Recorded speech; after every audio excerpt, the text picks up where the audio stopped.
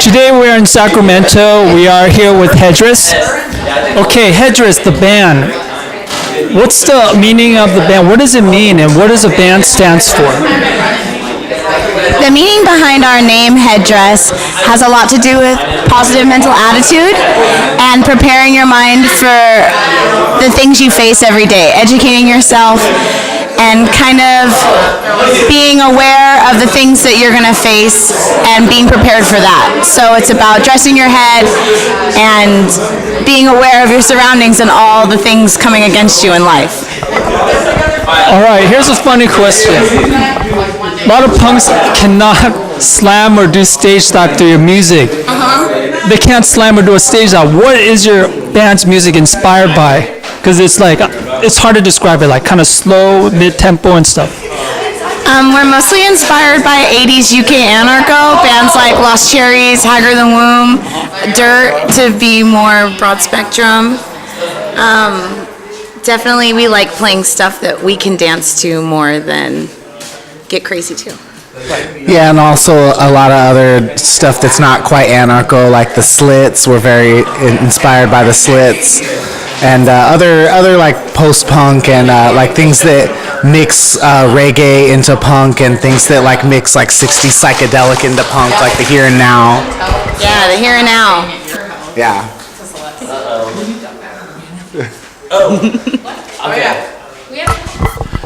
Okay, you guys are from Southern California. How's the punk scene down there now?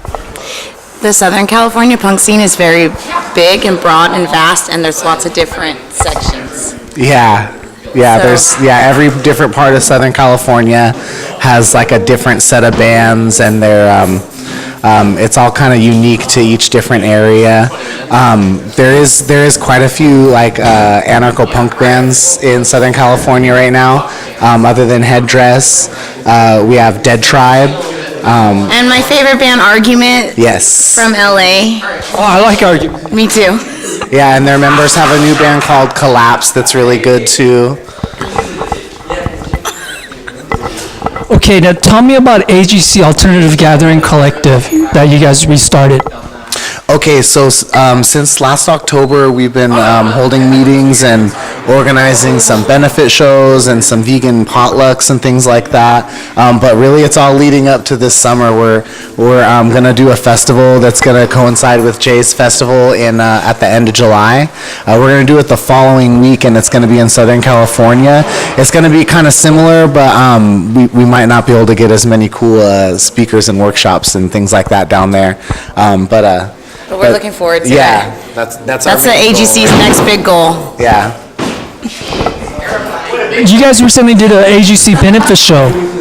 We did. We did a benefit show for Inland Empire Harm Reduction, and they are a group who focuses on distributing Narcan and helping people who are struggling with addiction, basically, just to help them at least be able to live safely and not have to worry about overdose or disease. They provide supplies.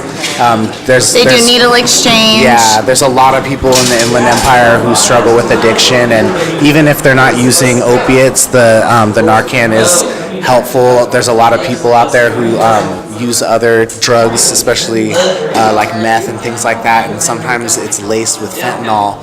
So there's a lot of people dying all over the place just from using other drugs that are not opiates, that are laced. So this group, they're trying to distribute as much of this Narcan as they can, and they actually give us some to distribute when we go to gigs. Is drug a big problem in the punk scene? Yes. Yeah, I think it really has been. I think drug use has always been kind of prominent in the punk scene, and I think rather than condemn people for it, we should help them use safely, because just because you use doesn't mean you should die or not be well taken care of in society. Yeah, and just to know that someone out there, even if you're struggling, there's someone who might have your back and who might be able to help you out, and even when you're at going through the worst, somebody might be there. Yeah, so those people, the people at IEHR, they do really great work, and AGC is really proud to support them in what they do. Speaking of AGC, you've been having meetings. How many people have been showing up to the meetings? We've had, it varies. We've had meetings that were as small as 4 people to meetings and picnics that were like 20 to 30. So it's been different, and we have a lot of different volunteers. Yeah. What was the reason behind it to bring the Alternative Gathering Collective together? Well, in Southern California, we've been noticing that people are moving further and further away, especially in punk, because that's where we all come from. We've been seeing people move further and further away from caring, and so we just kind of wanted to see if there was anyone out there who still wanted to try and do these things, get people together, support different organizations who are doing good things, and even if anything, just get everyone together to eat food, good vegan food, and talk about their ideas. Yeah, get people together who have the same ideas or are similar, and help the community at the same time. Yeah, human, earth, and animal liberation. That's the main focus of the group. Anyone who's working towards that, we kind of want to unite them in all their different causes and get them working together.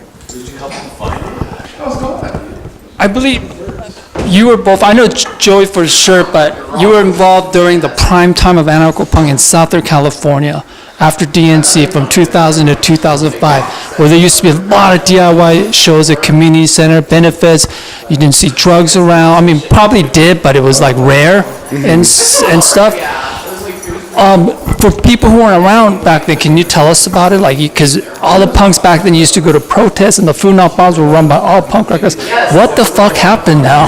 I don't know what happened. I do remember things being a lot different, 15, 20 years ago.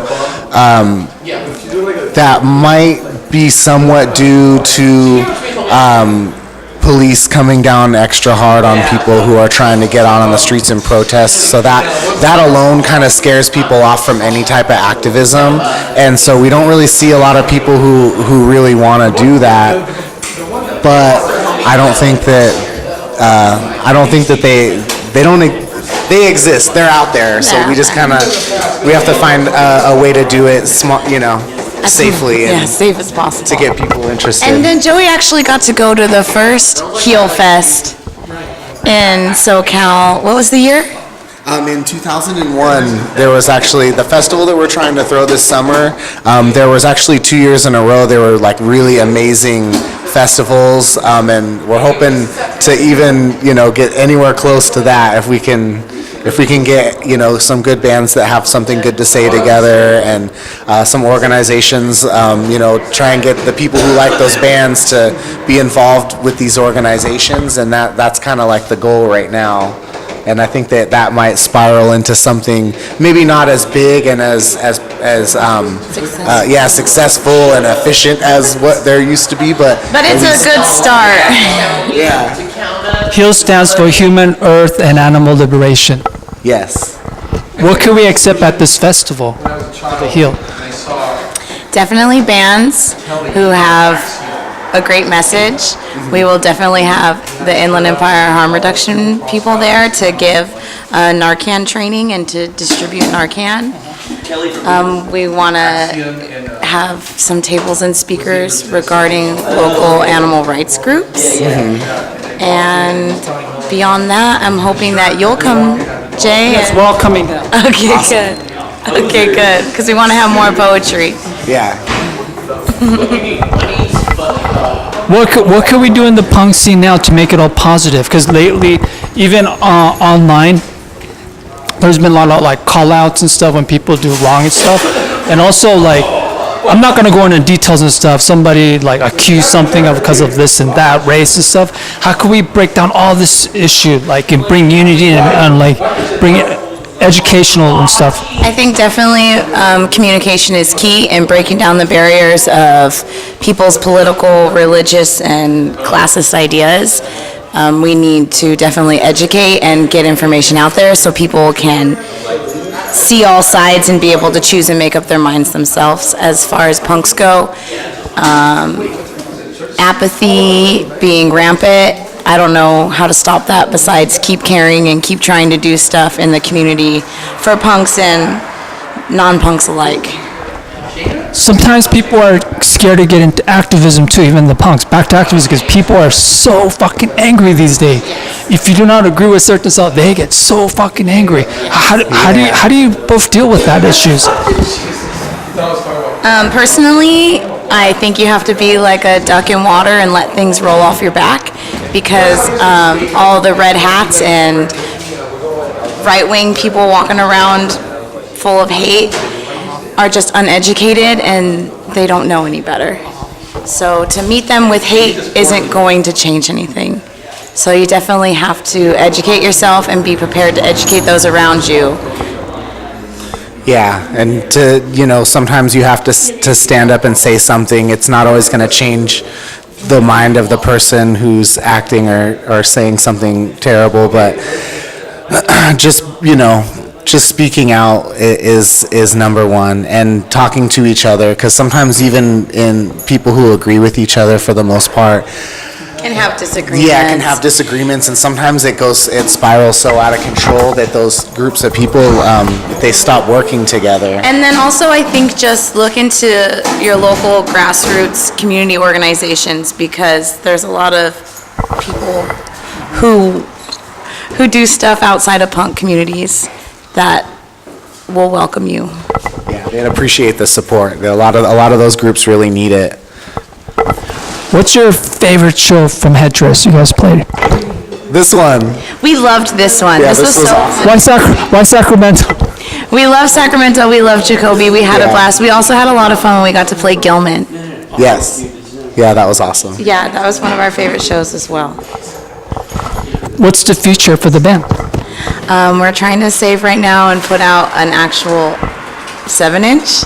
So we're hoping that works out. Yeah, that's the main goal, right? And we're really looking forward to getting to play the Heel Fest. Yeah. What about touring? Have the Headdress ever toured before?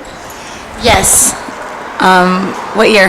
2017, we went just up the west coast to Canada, and we got to play Have a Good Laugh Fest, and it was really awesome. That's actually where we met Jacoby. What, in Canada? Uh-huh. So what's the scene like there when you travel? How are things different, like in different places? I think because of the nature of our band, we were really well received and were met with a lot of love, thankfully. So I can't really say the nature of other groups because I got treated so well. So I can't all be that I good. was It well too- it received was too everywhere, good. and especially in Canada, we were treated very well. Everyone was very kind to us. Yeah, very kind and very welcoming. All right, thank you very much. I wish you both the best for Headdress. Thank you. And we'll see you down in Southern California in what, half a year? Okay, cool.